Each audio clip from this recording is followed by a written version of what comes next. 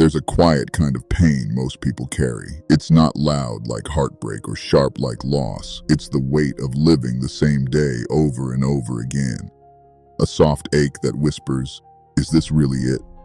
Wake up, check the phone, eat something half-heartedly, work, scroll, pretend to laugh, feel nothing, sleep, repeat. Not depressed, not broken, just stuck. Like your soul is underwater, watching life pass by while you pretend to function. And you've probably heard all the same advice. Just be grateful, go to the gym, start a business. But here's the truth. You don't need to fix your life. You need to remember how to feel it again. Because the opposite of stuck isn't success, it's aliveness. But aliveness isn't something you stumble into, it's something you build. Moment by moment, choice by choice. And it doesn't start with a 5 a.m. wake-up call or a productivity hack. It starts with noticing. Noticing the way the light hits your wall in the morning. Noticing the sound of your breath. Noticing that even when everything feels the same, you are not. You are still changing, still pulsing, still capable of starting again. That realization, that's the key. Because the feeling of being stuck isn't because your life is broken. It's because your awareness has gone numb. You've stopped feeling your days. And when you stop feeling, you stop caring. And when you stop caring, you stop trying. But what if today, instead of trying to change your whole life, you just tried to feel it again? What if you sat down, took one deep breath and asked yourself, what is one small thing I can do today to feel more alive? Not to succeed, not to impress, just to remember you're here. Maybe it's a 5-minute walk with no phone. Maybe it's lighting a candle and doing nothing but listening to the silence.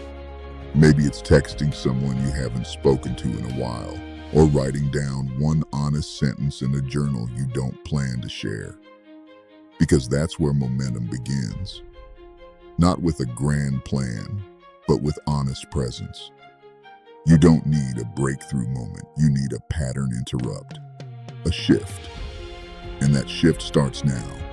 It starts when you decide that numbness isn't the default, that you're allowed to feel joy in small doses, that you don't need permission to build your own ritual of hope because the people you admire, the ones who seem to radiate energy and passion, they didn't wait for the perfect moment. They built a rhythm, a quiet system of small decisions that reminded them they were still alive, still worthy, still becoming. They said yes to small things, things no one applauded, things that didn't trend, but those things stacked, one layer at a time, until one day they looked back and realized they weren't stuck anymore. They were moving slowly, but surely. And the most beautiful part, no one had to know. You don't have to announce it. You don't have to prove it. You just have to do it, in silence, with intention, for yourself. Because here's what no one tells you. The moment you stop outsourcing your aliveness to other people, other platforms, other validations, you begin to reclaim your power.